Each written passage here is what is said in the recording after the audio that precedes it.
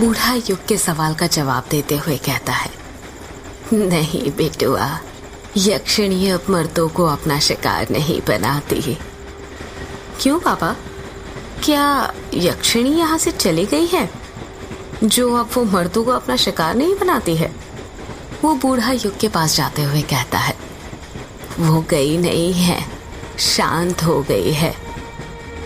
शांत हो गई है मतलब ये कि आज से 13 साल पहले उस ग्रेवयार्ड कोठी में एक लेखक बाबू रहते थे।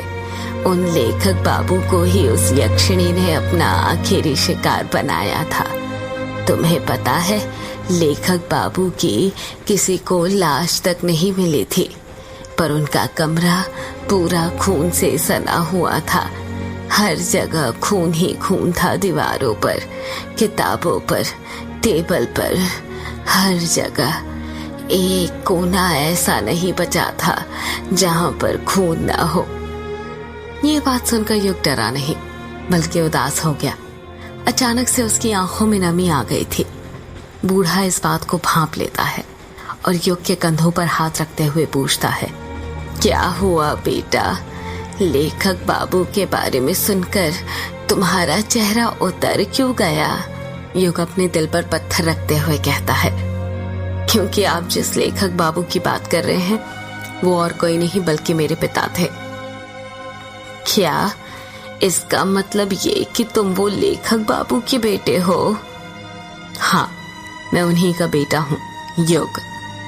बूढ़ा अपनी बात को आगे जारी रखते हुए कहता है, गांव वालों का कहना था कि उस यक्षिणी ने ही लेखक बाबू को मारा था।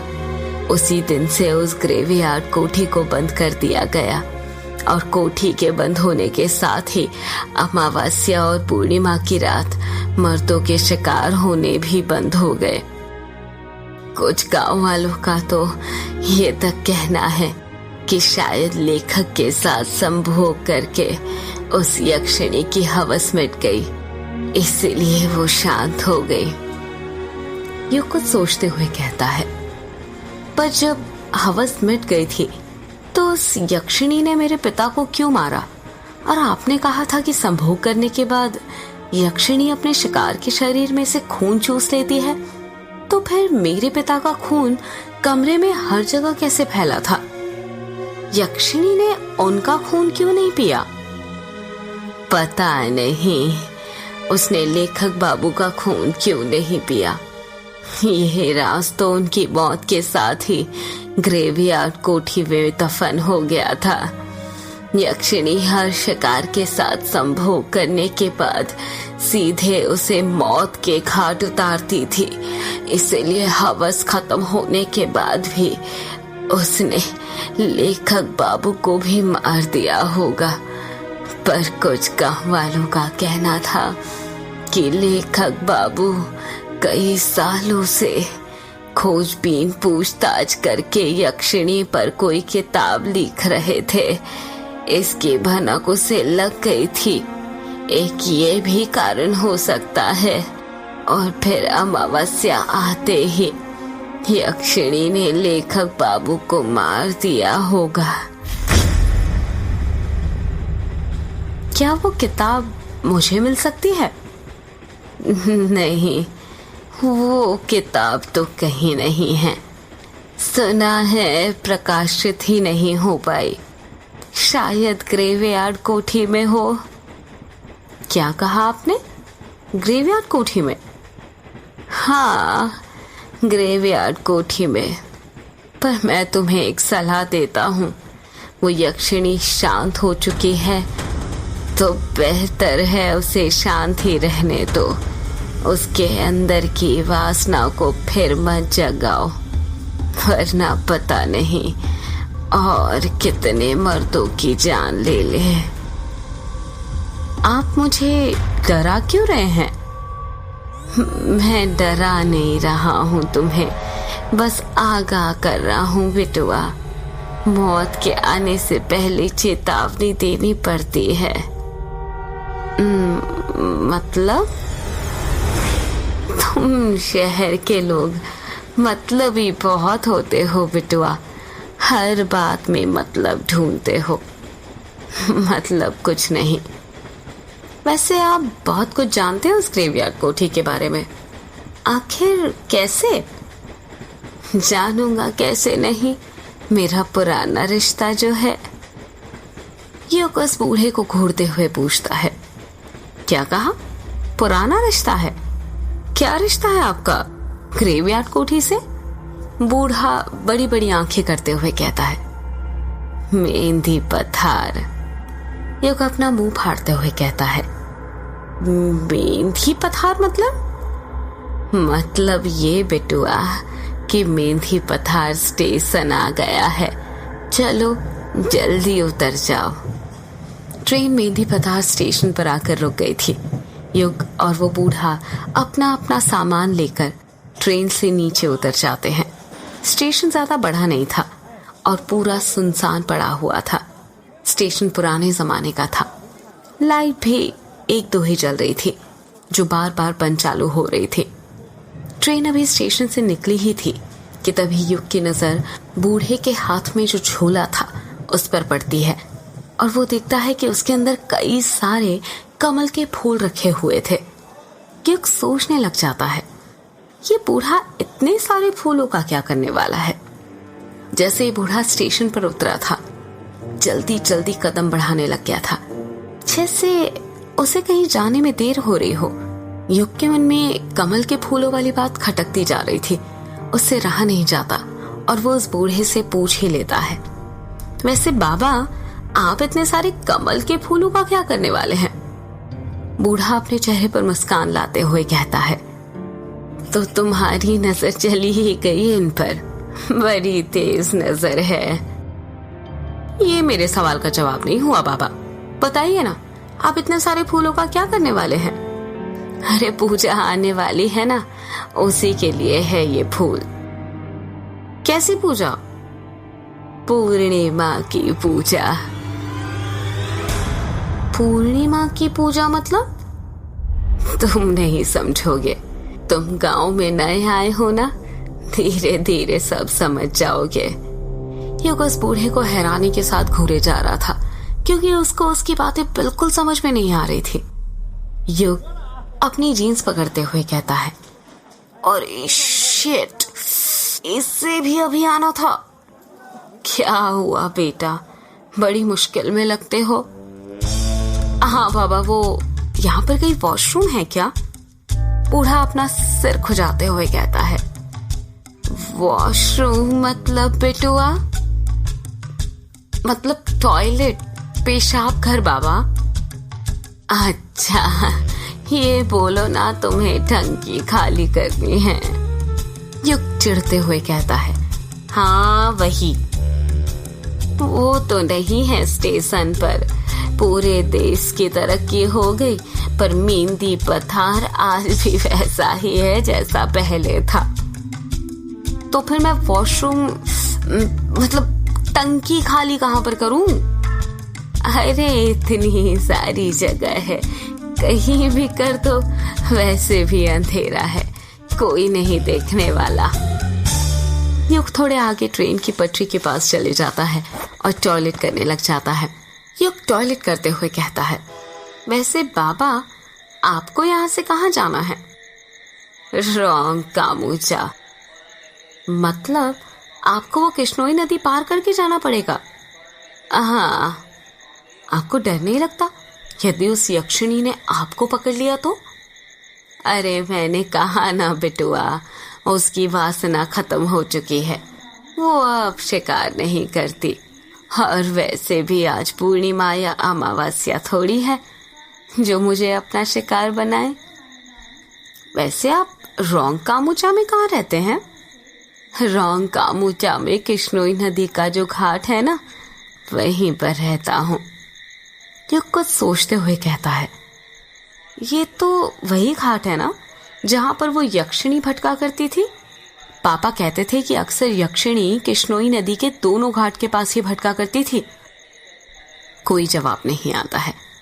युग फिर पूछता है, बताइए ना बाबा, आप चुप क्यों हो गए?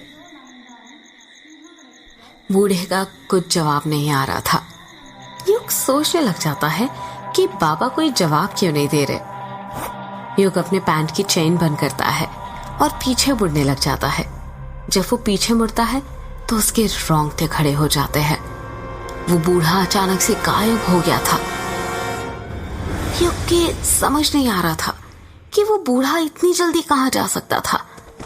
युग अपना बैग उठाकर स्टेशन पर उस बूढ़े को ढूंढने लग जाता है, पर वो बूढ़ा उसे कहीं पर भी नहीं मिलता है। युग हैरान था ये सोचकर कि वो बूढ़ा एकदम से कहाँ गायब हो गया, पर थोड़ी ही देर बाद वो ये सोचकर संतुष्ट हो जाता है कि शायद वो बूढ़ा अकेले ही चला गया होगा। और अच्छा ही हुआ चले गया, वरना यक्षिणी के बारे में बातें करके वो तो खुद तो डरता ही, साथ में उसे भी डराता। युग स्टेशन से बाहर निकलता है तो देखता है कि स्टेशन से बाहर एक भी ऑटो रिक्शा वाला नहीं था। ये गांव में ना यही प्रॉब्लम होती है, टैक्सी ही नहीं मिलती। शहरों का विकास तो हो रहा है पर गांव आज भी गांव ही है, जरा सी तरक्की नहीं हुई यहाँ पर। आज भी वैसा का वैसा है जैसे पहले था।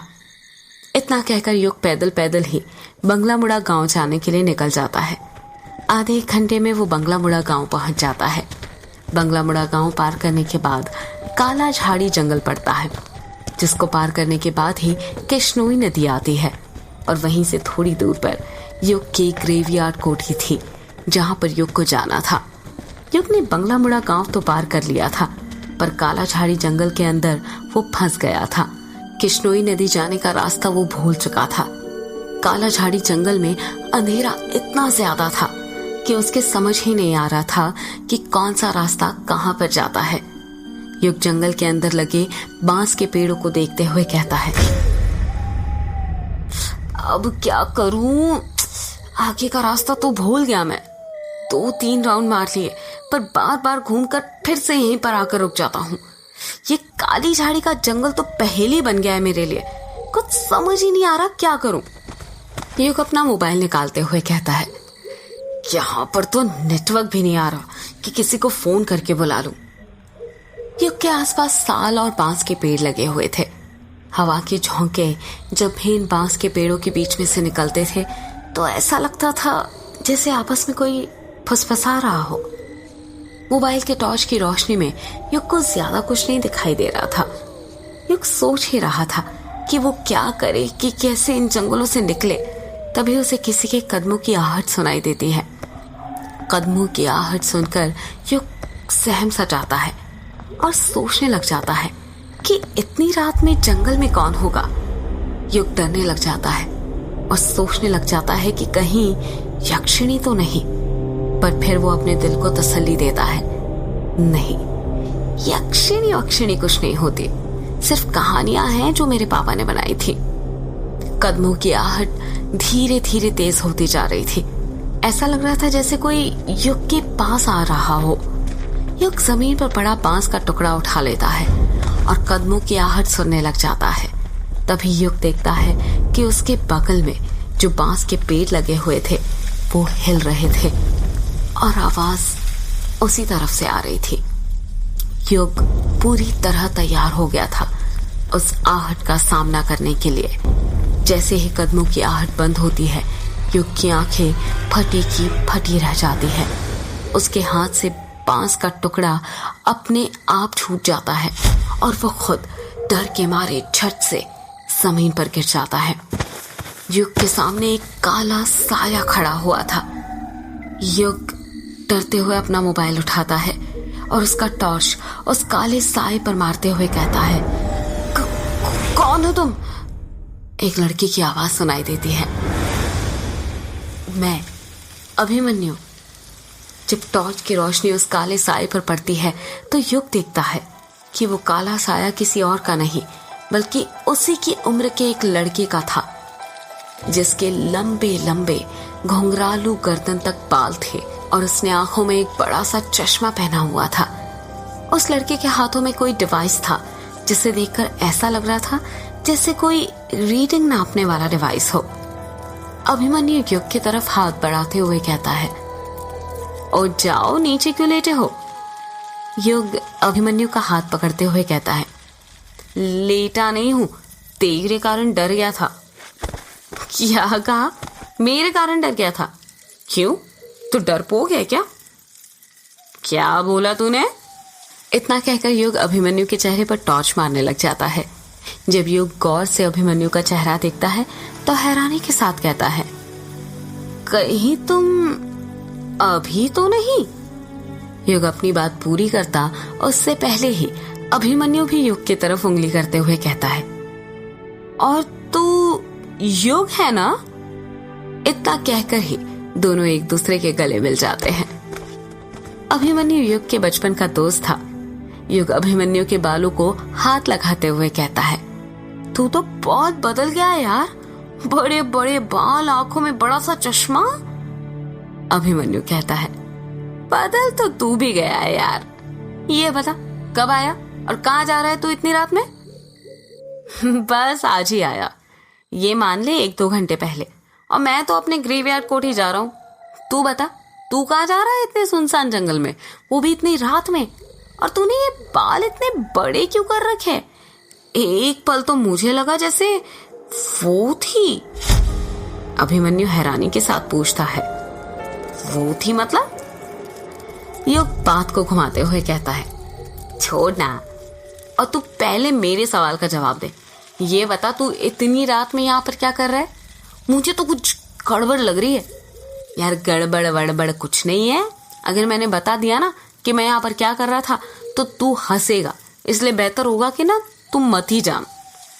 अरे नहीं हंसूंगा भाई, पहले तू बता तो यहाँ पर कर क्या रहा था? अभिमन्यु धीरे से कहता है, मैं ना यहाँ पर भूत पकड़ रहा था। युग को सुना ही नहीं देता है और वो फिर से पूछता है, क्या कहा? अभिमन्यु युग के कान में चिल्लाते हुए कहता है, भूत पकड़ रहा था यार। अभिमन्यु की बात सुनकर युग जोर जोर से हंसने लग जाता है और कहता है, तू पागल हो गया है क्या?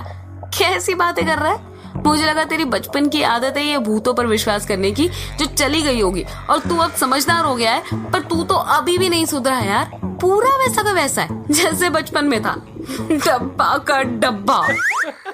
अभिमन्यु नाराज होते हुए कहता है, मैंने कहा था ना तू हंसेगा, इसलिए नहीं बता रहा था। युग को गिल्टी फील होने लगता है और वो धीरे से कहता है, सॉरी यार, चल छोड़। ये बता, क्या करता है आजकल तू? मेरी गुवाहाटी में जॉब है, अभी छुट्टियां मनाने आया हूं। गुवाहाटी में जॉब है? पर किस चीज की? अभी तो बताया। क्या बताया? भूत पकड़ने की। मैं एक सर्टिफाइड पैरानॉर्मल एक्टिविटी एक्सपर्ट हूं।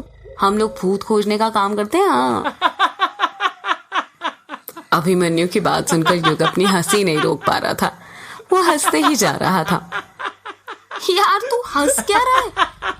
हंस ले, जिनको कम नॉलेज होती है ना वो अक्सर अपने से ज्यादा नॉलेज वालों को पागल ही समझते हैं। शायद तुझे पता नहीं है, हमारे इंडिया में ना 10 सर्टिफाइड पैरानॉर्मल सोसाइटीज हैं जो भूत खोजने का काम करती है। मैं भी उसी सोसाइटी में सर्टिफाइड हूँ, समझा? युग हंसते हुए कहता है, ये बता, आज तक कोई भूत खोजा या नहीं तूने? अभी तक तो नहीं खोजा, पर जल्दी खोज लूंगा ना। अच्छा, और वो कैसे? अभिमन्यु अपने हाथ का डिवाइस दिखाते हुए कहता है, इसकी मदद से। युग हैरानी के साथ पूछता है, ये क्या है? इसे इलेक्ट्रोमैग्नेटिक फील्ड मीटर कहते हैं। मतलब ये कि इस मीटर का इस्तेमाल एक टाइम के अंदर इलेक्ट्रोमैग्नेटिक फील्ड में होने वाले अंतर को जांचने के लिए किया जाता है। कहते हैं किसी जगह पर जब भूत प्रवेश करते हैं तो वहां की इलेक्ट्रोमैग्नेटिक फील्ड में बदलाव आता है। इस तरह भूतों का पता लगाया जाता है।